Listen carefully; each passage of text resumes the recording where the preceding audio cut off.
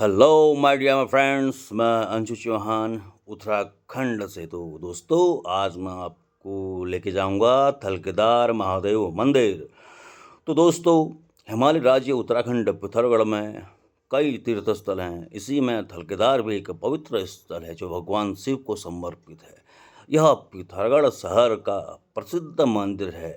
यह पिथौरागढ़ शहर से 15 किलोमीटर की दूरी पर स्थित है। यह हजारों वर्षों प्राचीन मंदिर है। मंदिर का विश्वास भक्ति का केंद्र भी है।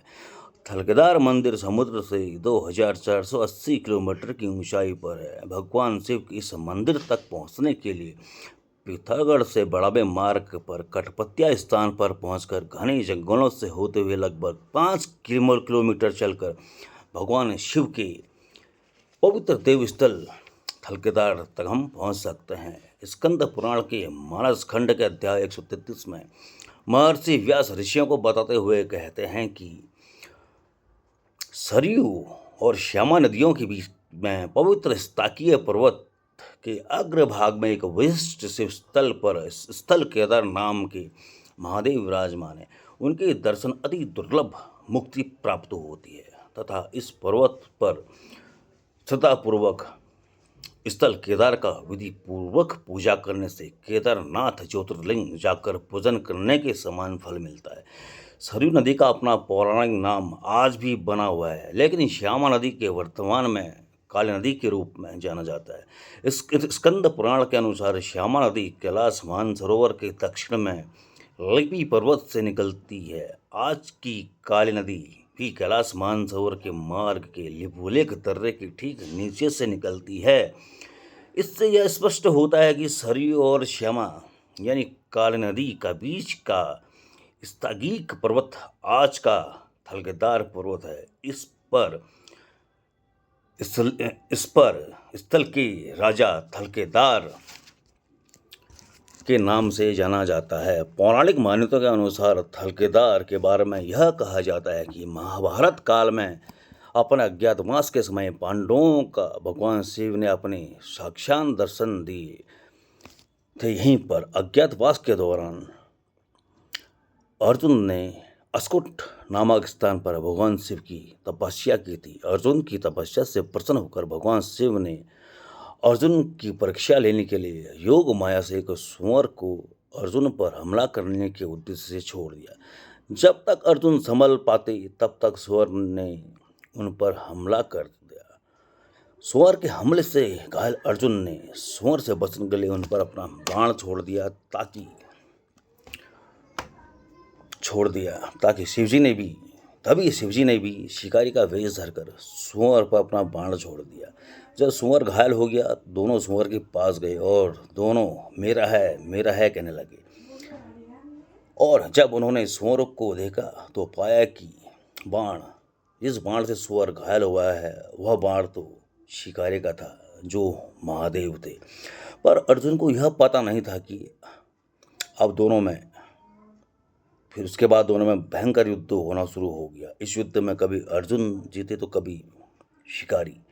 अतः अंत में महादेव ने अपनी प्रचंड प्रहार से अर्जुन को मूर्छित कर दिया। इस प्रहार से अर्जुन मूर्छित हो गए। तब शिव ने यहीं पर नकुलेश्वर द्वारा बनाए गए सरोवर नकुलेश्वर से पानी हिलाकर अर्जुन की मूर्छा भंग की। होश पर आने पर अर्जुन ने शिकारी से शस्त्र शिक्षा लेनी चाहिए। तब भगवान शिव अर्जुन को थलकेदार से ले गए और यहीं भगवान शिव ने अर्जुन को अपने दर्शन दिए और पाशुपति नामक अस्त्र देते हुए असुर रूप दिखाया था, जिस कारण यहाँ थलकेदार मंदिर स्थित हुआ। इसके पश्चात दोनों विचरण करते हुए लठुशेर मंदिर पहुंचे, जो कि थलकेदार पहाड़ी के नीचे है। यहाँ भगवान शिव ने विराट तांडव किया। तब भगवान शिव के स्वयं से एक छोटी जलधारा निकली, जो आज यहाँ प्रवर्तमान है। दोस्तों, मूल स्कंद पुराण की रचना महाभारत से बहुत पहले हो गई थी। इस आधार पर इस पवित्र देवस्थल की प्राचीनता का अंदाज लगाया जा सकता है, लेकिन भौगोलिक वैज्ञानिकों के अनुसार यह मंदिर डोलामाइट चट्टान में बनाया गया है, जो कि लगभग 1000 वर्ष पुराना है। जम्मू में स्थित माँ वैष्णो देवी के मंदिर के बराबर है। दोस्तों, समय के साथ साथ यह प्राचीन मंदिर भी पुराना हुआ, इसकी मरम्मत हुई, यह नए रूप में बना। और दोस्तों, वर्तमान ऐतिहासिक काल में मंदिर के सुधार के कार्य में योगदान देने वालों में मराठा साम्राज्य के पेशवा नाना साहब भी शामिल थे, जो अंग्रेजों से बचकर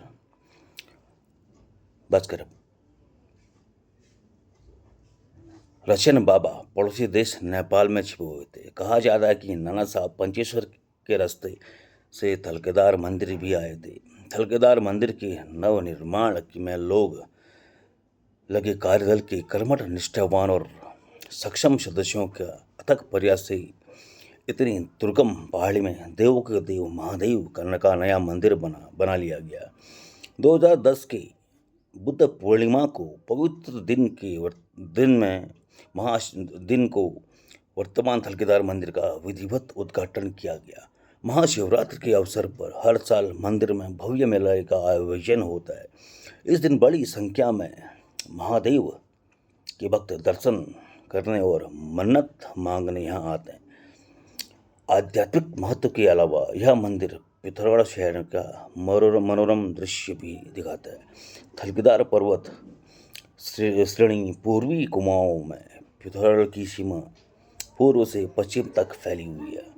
थलकेदार पहाड़ी इतनी ऊंची है कि यहाँ से पूर्वी कुमाऊं का लगभग संपूर्ण भाग दिखाई देता है। थलकेदार से मंदिर से लगभग 700 किलोमीटर पर की दूरी पर स्थित है और यहाँ से हिमालय की पर्वतचोटी बहुत आसानी से दिखाई जा सकती है, जिसमें नंदा देवी पर्वत, पंचचूली और आदि त्रिशूल पर्वत शामिल है।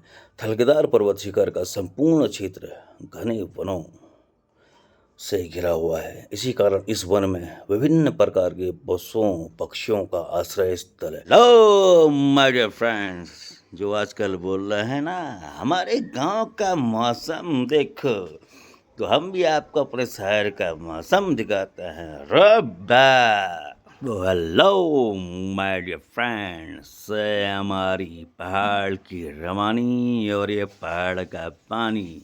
तो दोस्तों, देखिए हमारे शहर उत्तराखंड पिथौरागढ़ का अद्भुत नज़ारा।